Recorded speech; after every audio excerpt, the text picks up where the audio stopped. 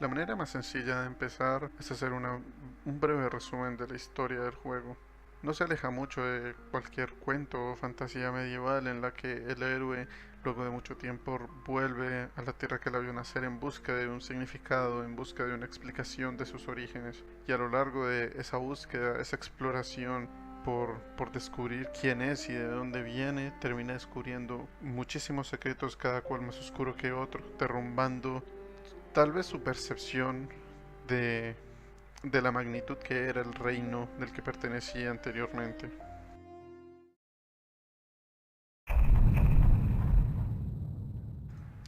Y en mi opinión el juego te lo muestra todo de una manera bastante magistral, en la que te puedes poner fácilmente en los zapatos del caballero, el personaje que estás utilizando en el juego, puesto que no sabes nada más allá de que llegó a ese reino y está explorando todo. Él mismo no habla, a pesar de que todos los personajes a su alrededor sí que lo hacen. Todos lo ven a él como algo un poco especial y no necesariamente en un buen sentido, simplemente notan que hay algo que no es común en él. Y sé que en este punto comparar cualquier cosa con Dark Souls llega casi hasta ser el punto de un meme, muy seguramente porque fue algo que marcó una diferencia tan grande en la industria que todo el mundo tenía que referirse a ello y copiarlo y demás cosas. Muy probablemente Dark Souls fue el golpe más grande en la mesa que han vivido los videojuegos, o por lo menos en la última década. Sin embargo, este juego sí que copia de Dark Souls. Bueno, más que copia, toma elementos, se inspira en Dark Souls y no creo que tenga miedo de aceptarlo. Hay cosas muy sencillas como la mecánica de la muerte, de que cada que mueres puedes volver al punto donde estabas y recuperar todo tu dinero. O cosas mucho más sutiles como la ambientación, ese sentimiento de que estás en un mundo que está decayendo básicamente y que poco a poco empieza a morir y tú lo estás explorando justo antes de que ese cataclismo final ocurra. Y esto no deja de ser algo que es a la vez bueno y a la vez malo para el juego, porque es bueno en el sentido de que te estás inspirando en tal vez una de las obras más importantes de toda la historia de los videojuegos para hacer el tuyo. Eso hace que tu videojuego, que es muy sencillo decirle a un fan de Dark Souls, oye, este videojuego es un poco lo mismo, solo que en un género distinto. Esto me permitía jugar con este estilo de juego que a mí me encanta, que es el jugar en esa línea entre ganar y perder de una manera arriesgada, donde todo lo tienes que hacer de manera perfecta, que tienes que calcular el daño, los momentos de pausa y todo para poder jugar de manera efectiva. De la misma manera una persona podía jugar haciéndose tanque, de la misma manera una persona podía jugar armándose cosas que le permitieran tirar hechizos o cosas del estilo. Y es de esa manera en la que Tim Cherry en Hollow Knight utiliza la mecánica de la muerte y la de recuperar el progreso perdido de una manera diametralmente opuesta a Dark Souls. Y es por eso que creo que simplemente decir, es Dark Souls, pero en Metroidvania, tanto para este caso como para todos los grandes casos de grandes juegos que se inspiran un poco en Dark Souls, categorizarlos como, es como Dark Souls, pero sí es algo bueno en el sentido de que es muy fácil vendérselo a una persona si lo comparas, pero al fin y al cabo le estás quitando bastante mérito al juego propio. Y siento que tanto este como otros casos, en verdad, le hace perder mucho valor.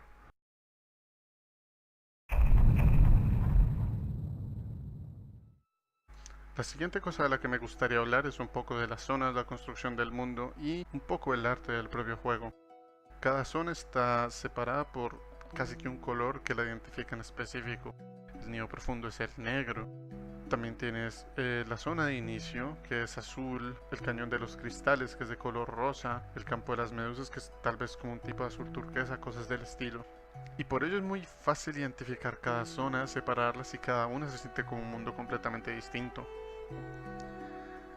El arte del propio juego hace que sea muy sencillo identificarse con cada zona, ver qué te gusta, ver qué no te gusta. Las zonas que están llenas de verde están llenas de vida y un montón de monstruos, y los monstruos se siente que son esa inmensa variedad de insectos que existen en ese mundo.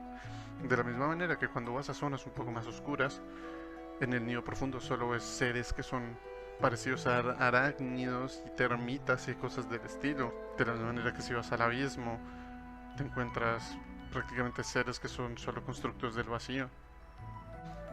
También quiero aplaudir bastante el arte del juego, porque en mi caso personal los insectos siempre me han disgustado bastante. Logran que todo se ve de una manera un poco adorable, sin embargo los monstruos o algunos personajes específicos sí que se nota que son insectos monstruosos que generan miedo.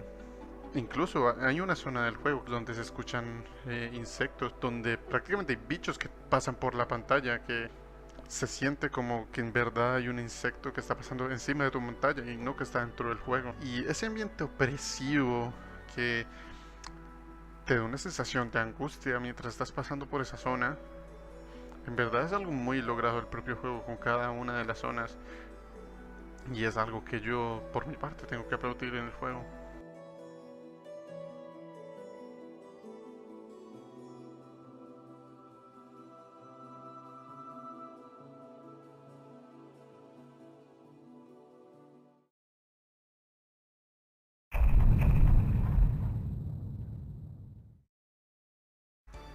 Las mecánicas del juego son algo un poco, diría, un poco simples, o tal vez minimalistas sería una mejor opción. No es que no tenga profundidad, porque sí que la tiene, pero es muy minimalista en el sentido de que solo puedes hacer un cierto grupo de acciones, pero te permiten combarlas de la manera que tú prefieras. Verdaderamente solo posees el doble salto, el agarrarte a los muros y los dashes.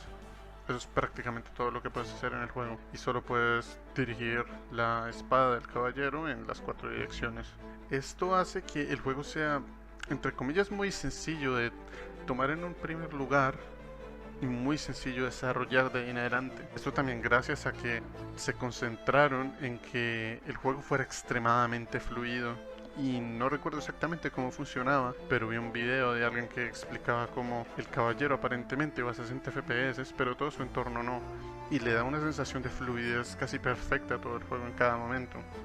Pero el tema es que más allá de la fluidez y la perfección con la que se tratan cada una de las mecánicas, que tal vez para una persona que juega juegos más sencillos, de plataformas tipo un Mario, le puede resultar extraño el hecho de corregir la trayectoria durante la caída, o la exactitud y los sonidos de cuando se ejecuta un dash, la manera un poco extraña en la que se agarra a las paredes, pero que al menos a mi parecer es mucho más sencilla de utilizar que un salto en Mario donde poco a poco se va resbalando por el muro. Lo más importante de todo esto es que es divertido, que es tan fluido y tan perfecto que se convierte un placer recorrer por el mundo, donde muchas veces en vez de escoger utilizar un viaje rápido entre un punto y otro, prefería simplemente utilizar los dashes y deleitarme con la belleza del juego, deleitarme con la belleza que se podía ver del arte propio del juego, no solo visual, sino también la música y los efectos de sonido a cada paso del caballero, de cada monstruo, de los dashes, de cómo se pegaba a los muros. Y es esa sensación de diversión, además de todas las cosas que se agregan encima, que hace que este juego para mí sea casi perfecto.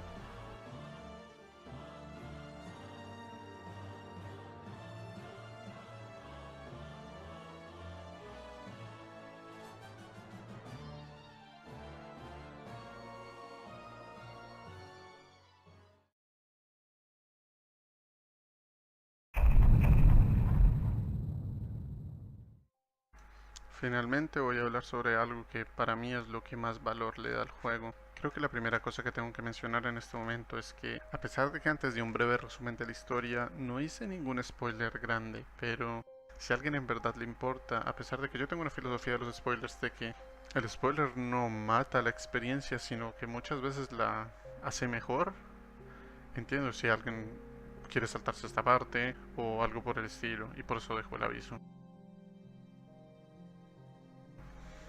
Muy bien. Básicamente, durante la historia el caballero va descubriendo varios secretos sobre el reino. El jugador descubre que el antiguo rey cometió varias acciones de lo que sería un equivalente a una especie de magia oscura para salvar su reino de una plaga. Más adelante en la historia se descubre que en verdad esta plaga corresponde a una especie de deidad que lo que hace es que les da mucha más fuerza a cada uno de los insectos y a cambio los convierte en una especie de mente colectiva, muy típico de los insectos. La manera en la que el rey quería combatirla era utilizando primero el alma, que es una de las fuerzas fundamentales metafísicas que existe en ese mundo. Sin embargo, con el tiempo se dieron cuenta de que practicar el uso del alma lo único que hacía era hacerlos más susceptibles a ser controlados por esta entidad. Por lo tanto, decidió buscar en lo más profundo del reino y encontró lo que venía siendo el vacío. El vacío era una sustancia que absorbía todo lo que encontraba. Por lo tanto, tuvo una idea: utilizar el vacío para combatir, en inglés The Radiance, si no estoy mal en español es el destello. Es debido a esto que entonces el rey decide crear los caballeros, seres como el mismo, que son básicamente constructos con un caparazón, un casco, si lo quieren llamar de esa manera, que por dentro están hechos completamente de vacío, que es básicamente lo que se ve cada que se muere y sale esa especie de fantasma del caballero que hay que combatir. Supuestamente la idea era encontrar un balance perfecto para un ser del vacío que no tuviera emociones, que no tuviera voz, que simplemente siguiera órdenes, y bajo estas categorías iría a enfrentarse al destello y encerraría la infección, que es básicamente lo mismo, dentro de su propio cuerpo, y él mismo estaría sellado en un templo reforzado por 3 sabios que existen en el mundo de Hollow Knight. Esto se vuelve extremadamente interesante porque toca muchísimos temas diferentes y va desde temas un tanto morales o éticos de qué podemos hacer desde el momento que podemos crear vida, del momento de jugar con fuerzas que son mucho más grandes que nosotros. Eso desde el punto de vista del rey. Por otro lado, vemos la perspectiva de la reina, que deja semillas, pero ya ni siquiera le importa qué hagan con esas semillas, simplemente las da a cambio de lo que sea que el rey le dé. Vemos otro caso donde contra uno de los sabios, donde no había una muy buena relación entre el rey y este personaje, básicamente hacen un trato donde el rey le va a dar una hija, casi como si fuera una moneda de cambio. Lo que se nota es que el rey llega a un punto en el que deja de valorar la vida de los insectos. En la historia se cuenta como el rey y su objetivo era darle a cada insecto una individualidad, darle una conciencia propia y básicamente darle la libertad de poder decidir por sí mismo. Sin embargo, lo que se dedicó a hacer es todo lo contrario: crear seres que fueran absentos de todo tipo de emociones y juicio, que pudieran obedecer a sus órdenes con tal de, entre comillas, lo que él consideraba un bien mayor, que era acabar con la infección. Sin embargo, rompió todos sus códigos morales y todos sus objetivos en un inicio, con tal de eliminar esa amenaza que existía. Por otro lado, vemos lo que sería un poco la historia del caballero y la historia de Hornet, donde cada uno de los dos personajes está en búsqueda un poco del origen de sí mismo. No sabemos nada del pasado de Hornet, a pesar de que siempre habla de leyendas, a pesar de que siempre habla de si el caballero puede cumplir con la profecía. Y por otro lado, el caballero en esa búsqueda, que es como, a pesar de que él no hable, se dice que algo lo llama al reino y hace algo. Se puede interpretar de muchas maneras: tal vez el deber de cumplir con la tarea que el Hollow Knight no terminó, o tal vez es una búsqueda que él necesita de encontrarse a sí mismo. Hay muchos simbolismos en medio de esto. Al fin y al cabo, él está intentando encontrar su origen. Y yo personalmente siento que toda esta metáfora de que el caballero está hecho del vacío, pero controla sus acciones y al mismo tiempo no, al final acaba siendo un poco lo que viene siendo el subconsciente y el consciente, que su origen es lo más profundo de lo que existe. El hecho de que el caballero esté hecho del vacío por dentro, una fuerza que parece ser milenaria, muy antigua, una fuerza animal que consume todo lo que toca y está envuelto por un caparazón hecho de alma, la conciencia, la sabiduría que lo contiene, funciona un poco como funciona la mente subconsciente y la mente consciente, en el sentido de que el ser humano está desarrollando durante básicamente todo su evolución la mente consciente, la mente que decide todas estas cosas. Sin embargo, tenemos una parte de nosotros que es el subconsciente, que controla todo lo que hacemos hasta un punto en el que muchas veces ni siquiera nos llegamos a dar cuenta. Y es extremadamente interesante porque en el fondo no sabemos si el caballero quiere hacer esto o no quiere hacer esto, y en últimas es casi que su curiosidad lo que lo lleva a finalmente cumplir con la tarea que su entre comillas, hermano mayor no logró cumplir por sí mismo. Y para concluir, simplemente quiero hablar un poco de Team Cherry y cómo fue la historia de la creación del juego. Este era un grupo de 4 australianos que tenían un sueño de crear el sucesor espiritual de todos los videojuegos que hacen parte del género de Metroidvania. Para ello hicieron un crowdfunding, se pusieron ciertas metas y por medio van llegando cada vez más metas. Simplemente decidieron que iban a poner cada vez más contenido, cosas como los DLCs o expansiones o incluso otras zonas como por ejemplo el Coliseo, que es una zona que dijeron que solo iban a poner si se llegaba a cierta meta de dinero. La pusieron a pesar de no haber llegado a esa meta. Esta es una empresa a la que se le tiene que aplaudir, porque no solo crearon un juego maravilloso, sino crearon un juego maravilloso entre 4 personas. Y no tiene nada que envidiarle a muchísimas de las grandes producciones de AAA. Es por eso que para mí es tan importante apoyar estas cosas, porque simplemente estos juegos son preciosos.